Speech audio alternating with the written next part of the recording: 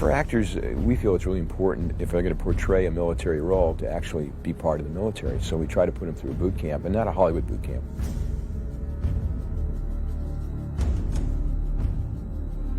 We wanted the actors to have the respect for the military, what these kids go through, how they respect their officers, the physical torture that they go through, and feel a part of that. So when they're portraying their characters, they can draw on that. They also can draw on the tactics that they learned during this boot camp. Tus trailers, visita mi canal. I'm a big believer in making sure that before we start shooting an action movie such as this one, that the weapon skills and the body motion, the body movement, the body language skills are taught up front, so we don't have to coach the actors so intensely on set. It serves no purpose in my mind to simply put these people through a harassing session up front to simply say, I've been through hell. What skills have you learned? That's my question. What do I have to teach you before you take this shot? The answer should be nothing, because we've already had it in a skill training session prior to shooting. Because of the intense support we're getting from DOD, I had 3 separate commands that stood up a training element. The 75th Ranger Regiment in Fort Benning, Georgia, stand up a training element to train our Rangers. Our actors actually went down to that command and went through a modified Ranger indoctrination program. And it was without question one of the finest training sessions I've ever seen any group of actors go through. Those actors playing the other unit or the assault element went through a training program in Fort Bragg. The 7th Special Forces group stood up a training A-team to teach those guys the skills required to portray their characters properly. The pilots actually went to Fort Campbell, Kentucky, where the SOAR, 160 SOAR, or TF-160 people, have their helicopter training program. So each of the commands that were there have had a shot at training the people, portraying their characters. So it's unparalleled in any DOD training program that has ever been put forth before. So we arrive at Fort Benning, and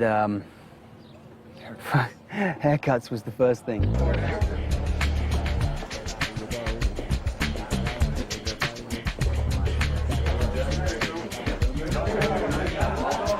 Let me get a shape up. Got a lot to cut off.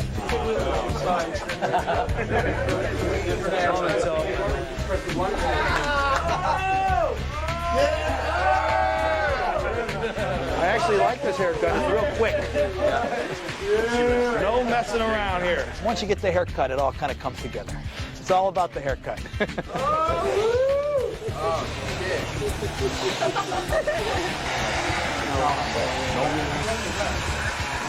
You're gonna leave the eyebrows, right? Oh yeah, we'll leave the eyebrows for you. They have like hoovers on the end of the clippers, so they don't lose any hair on the floor. It's just like...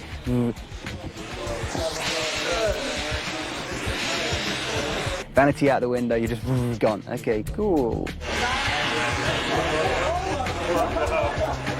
I lost like a pound. You talking to me? I don't see anybody else in the room. You gotta be talking to me. I feel myself transforming, turning into a killing machine. I just want mine thin and short, like a little mohawk, please. The reason why I did this movie was because of the haircut. This haircut's mint. Oh, dude. Yeah, I want like a fade. I love having my head shaved. Yeah. That doesn't bother me. It'll grow back, I hope.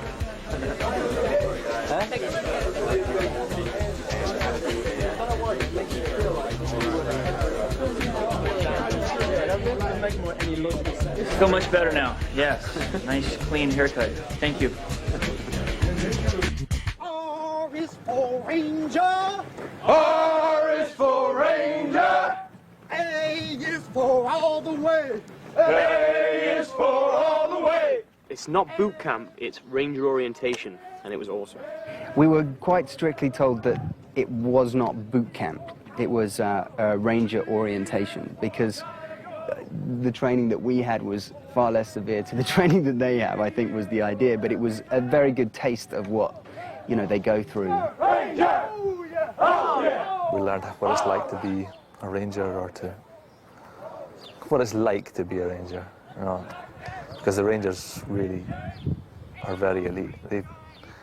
They work really hard to become a ranger. You've got to really want to be one. I thought we were just playing normal soldiers. I didn't know we were playing actually elite soldiers who are, in the top percentiles of the army. So Quitus Trailers, that was really visita mi intense. canal. Oh yeah. Oh right. Oh yeah. Looking good. Looking good. Oh yeah. Oh yeah. The ranger orientation for the actors, the purpose of that was to give the actors a very quick snapshot of the tactics and techniques that rangers use in ground fighting. Kind of give them a history of the Ranger Regiment, give them a detailed history of the Battle of Mogadishu and how the Rangers were involved in that, and then to show them how we do things so that when they are portraying us, it looks as realistic as possible. The approach they took with us was to get us to know all about the mentality of Rangers, rather than the kind of taking us to the camp and kicking our ass. I'm going to teach you 4 knots, right? These are the 4 knots you need to know to tie down your equipment properly. You're going to be the square knot, end-of-line flow in, the clove hitch, the girth hitch, and the safety line, right? This is RBA, Ranger Body Armor. It's the first thing you're going to put on. If anyone wants to feel it before I put on, come on up. Anyone want to feel it? Yeah. RBA itself weighs about 20 pounds, and your helmet weighs 4 pounds, your weapon weighs 7 pounds. The thing is, you don't want your equipment just when you run and turn. If you have it real loose, it's going to just wrap around in front of you, and it's going all over the place. Ranger orientation was great. I wish it was 2 weeks instead of 1. We only had 1 week. We were up at 5:30, or out in the street, falling in at 6:10.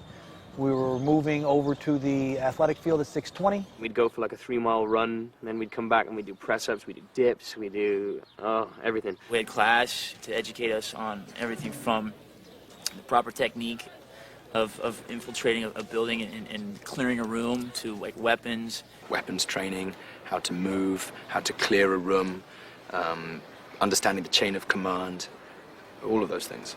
Basically, we did a lot of stuff on how to look like a ranger. But every day started out with what's called PT, which is physical training. 6, 7, 8, 9, 10, 11, 12, 13, 50. Come on.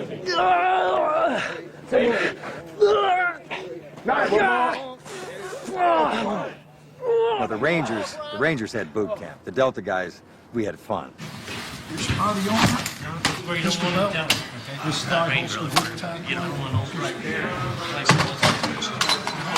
Let me just give you an example. I think the first day the Rangers were at Fort Benning, they were like, all right, this is the Ranger Creed. The first day we were in Fort Bragg, they're going, see that door there? Let's blow it up. That started the week off.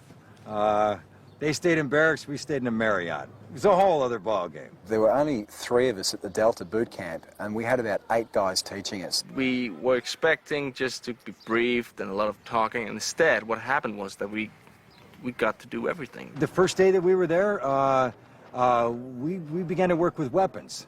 We want to keep a low profile, so we're not bumping into walls and all of other kinds of matter. So you're in like this, cack. What you gotta do is let gravity work for you. Tuck it underneath your arm, hit your magazine release button, it'll fall straight out. Then you can tilt it. Because if you tilt it first, you're not using gravity to get it out.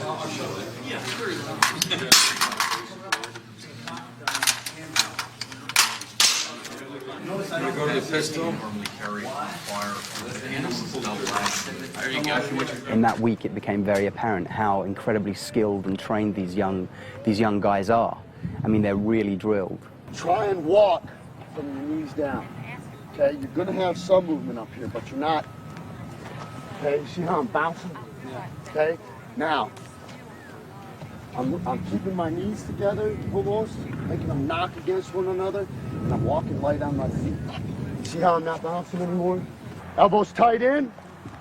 You try and get from, you're like trying to walk a little sideways. Okay? Try and keep from doing that. Try and keep your body square. How they move, how they cover each other. I mean, they never sprint.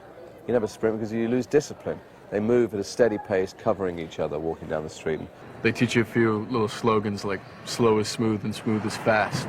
And that means, you know, just keep it slow and smooth, you know, so that you can, because if you're bouncing around, you can't see everything. You know what? Save your life. Y tus trailers, visita mi canal. Be careful doing the side step so you're not tripping over yourself. I can already ID by right here, there's a threat right there, right? Okay? Now as I'm moving, I can be breaking down here. So I'm not doing this. Okay. Clearing down the wall, down the wall. There you go, good. Okay, number two's right here on you, hold it. Yeah. Okay? Got my weapon, boom. Okay, don't lose momentum, there you go, there you go. Don't move your head to the weapon, move the weapon to your head. You're turning around. Not too bad. 4. Oh, well, where are you going? You're getting shot. I'm getting shot. Please, any criticism I give you here is constructive criticism. It's not meant to belittle you at all.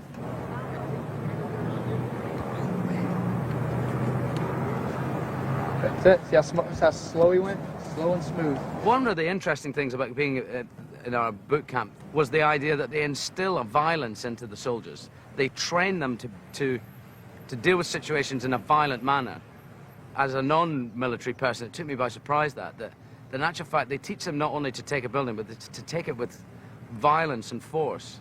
Violence of action is both mental and physical, okay? Both mental and physical.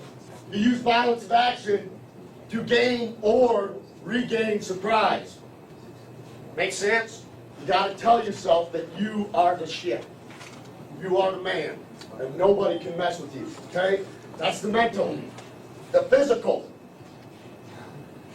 Be aggressive. Be aggressive. It's quite a bizarre idea that occupied my mind for some time afterwards. You've already got this cleared, so your rifle is more or less pointed right there. Yeah. It's cleared. If there's any problems, you're in too close with this wall to engage. You're gonna have to just, and then this guy just flows past you. You pin this guy up here, and then take out your knife and finish him off with your hatchet. We're going to be working right up close with the explosives today. I mean, it's the real stuff, real McCoy. So just go step by step by what we tell you to do, and we're going to be right there with you.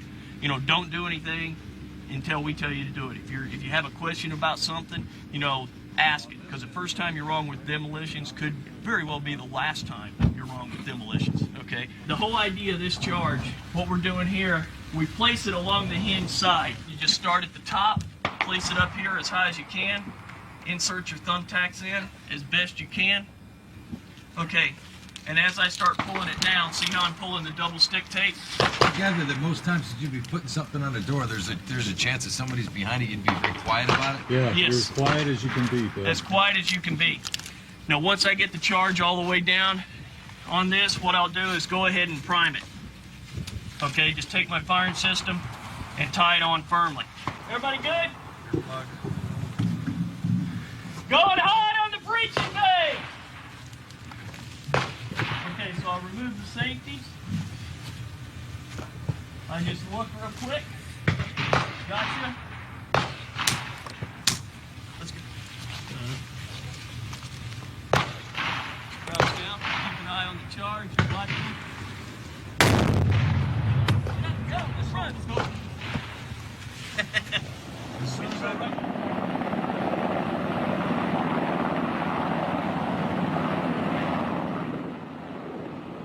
I was able to go down to Fort Campbell, where the 160th is. I met about 13 of the Little Bird pilots, the smaller helicopter pilots. I met Mike Durant. I'm Mike Durant, and we met briefly for the first time over at the simulator today. Retired recently as CW4. I was a flight lead of the Ranger Element, pilot in command of Super 6-4. The briefing that you're going to see today is really a macro level briefing, and hopefully I'm not insulting what you know about the overall mission, but I've given this thing probably hundreds of times at this point, and there has been 7 years that have gone by, and not everybody knows all these facts. and if they did know them at one time, they may have forgotten them. So this really rolls it all up into one from the time the U.S. got involved, really taking it all the way through till the withdrawal, the release of some of the folks that were apprehended by Task Force Ranger, that kind of stuff. I was surprised by how moved I was by meeting these guys. They were so not chest out and macho guys. They were all very calm, very relaxed, very professional. And then when they started telling their stories, it was a bit shocking. Gary Gordon went down first. He went down on the left side of the aircraft, but I have no idea under what circumstances. All I know is I heard him say something to lead me to believe that he had been hit. Like, damn, I'm hit, or something like that. I never saw him again. Well, now, any sense of comfort I might have had thinking a rescue force is there is now gone. I've only seen two guys. One of them's down. Now, this one's out of ammunition, possibly, if he's asking for more weapons. We are in dire straits. I had run out of ammunition. I'd placed my weapon across my chest, looking up at the sky, assuming that it was over. I mean, there's nothing you could do. We got to meet a lot of the people that we would be playing. And they were there because they'd chosen to come and talk to us about it and answer questions, and they ended up staying the evening, and we had a few beers. It was incredibly useful and interesting and helpful. Right. If there's any time when we started feeling fear, it was that next morning, because there was almost a slight sense of panic because things weren't right. Like, this is the Ranger Regiment. We're the most funded, we're the best unit in the world, and here we are running out of this town on foot. Right. Why? How is this happening? And that was the kind of mentality, and it was just like, shoot and go and just pray to God a bullet didn't hit you running across the street. People were bounding properly. They weren't just running. We were bounding properly, but you just got the sense that at any second, because our training was good and everybody was in great shape, it held together. But I really did feel like that next morning, and that's how I get through anything in military training, or got through it, was just, I just know that you rely on the training. The training's, the equipment, the training, and the guy next to you is going to pull you through it. I think this is McKnight's Jeep, actually. Good God. These are the bullet holes that came through the front. Good God. What's this in? That's an ammo box that the gunner, this is the strap that the gunner would sit on up top. So he's free, really? Yeah. And he can swing around? He can swing all the way around, exactly. When we got back to the stadium, there was a lot of the 10th Mountain men who would come in to help get us out. We're over there, the neighborhood. And this was Somalia, and I remember feeling cold. I think I'd spent so much adrenaline, and I was shaking. They were giving us hot tea and coffee, and it was like 70 degrees outside. And all of us were just sort of standing around, and then we got together and we started getting a damage report and find out who we lost. And it was kind of a shocker.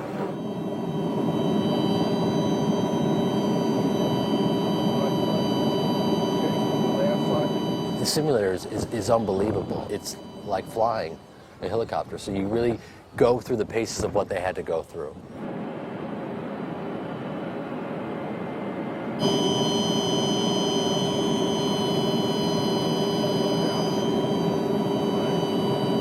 It's tricky I still can't quite figure out if I have to give it, oh wow, that's very cool. Sorry. I suddenly saw a helicopter fly underneath me there, and I started going towards it. Oh, I just killed us. Damn. How did I do that? For the safety of everyone involved, I never flew one of these helicopters because I don't know how to fly a helicopter. It's pretty intense stuff. All your motor skills are needed at every moment, but it's the hardest thing you've ever kind of witnessed because it's a push and pull at all times, and it's so completely delicate. Everything, it's so responsive. Now, I can't do anything with my feet, though, right? Yes. Oh. Okay, lower the collector. All the way down. Level the aircraft. Okay, now we're in auto rotation. Okay. Notice how it flew out. We're in auto rotation. Come to the ground. And now pull up. Oh, hold on now. Oh, no, we're in trouble. Now you're crashing. Oh, we're dead, yeah. Damn.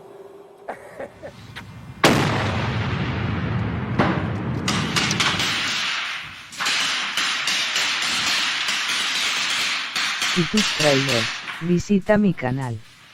Stats, 1 up, 2 2 up, 3 up, 4 up. Church left. Got you covered.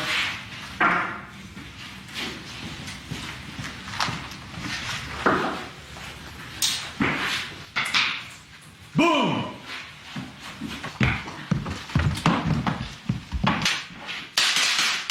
Okay, let's do it.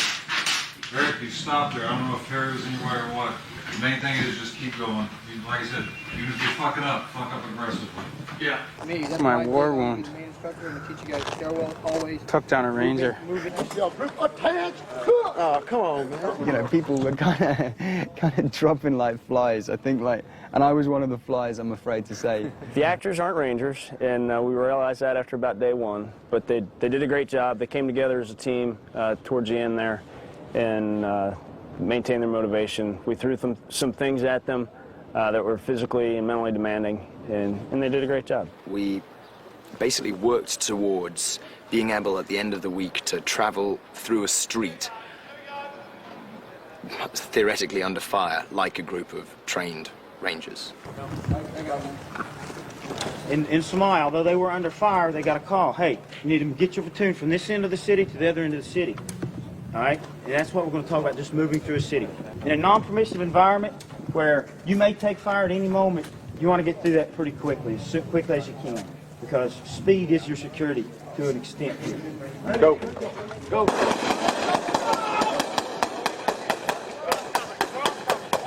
All right. Stop. Move. Here we go.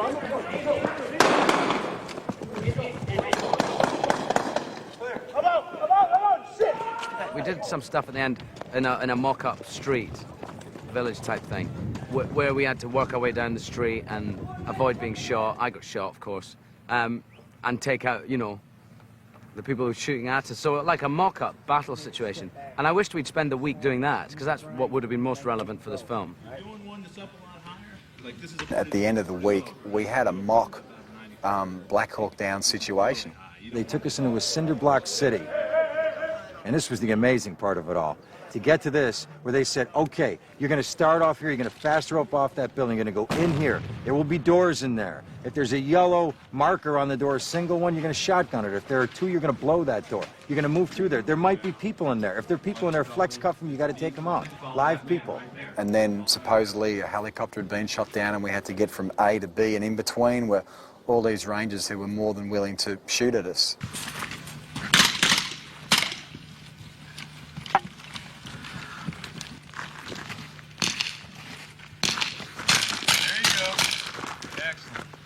All right, continue to move it, gentlemen. You know what to do here.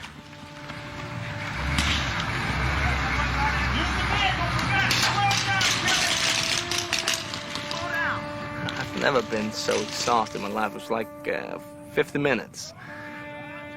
It was amazing. It's all I could think of was when I took my helmet off and had all the heavy gear that was only an hour and a half or 2 hours, and these guys were there for 30 or 36. That was the first thing that hit me, was just how physically demanding it would be. Almost more important than all the training is the creed that they live by. It's like a religion.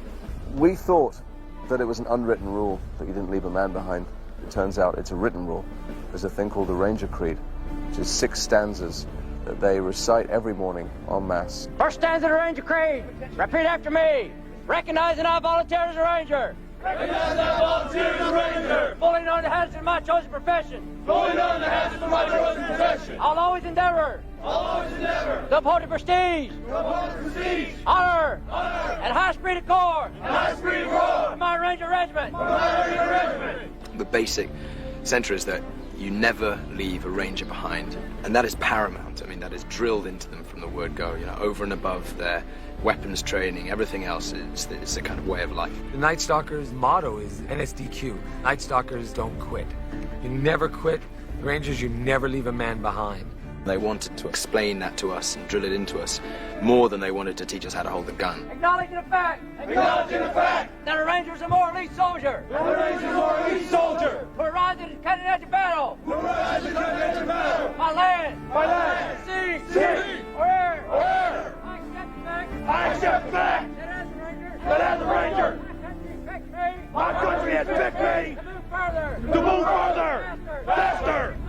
and fight harder than any other soldier. They become brothers, and they depend on each other. You know, the man on your shoulder is the man covering you, is the man who can save your life as much as you can save theirs.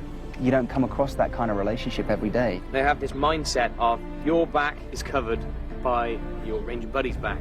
You watch your Ranger buddy's back. You don't think about your own, you think about everyone else's. And therefore, if everyone thinks like that, everyone's back should be Y tus covered. trailers, visita mi canal. Never shall I fail my comrades. I always keep myself mentally alert. I always keep myself mentally alert. Physically strong. Physically strong. And morally straight. And morally straight. And I'll show them more than my share of the task. And I'll show them more than my share of the task. Whatever it may be. 100%. And then some. It's like having, 200 best friends. But even more so, that will die for you. I would be lying if I said I knew what that meant, because I really don't.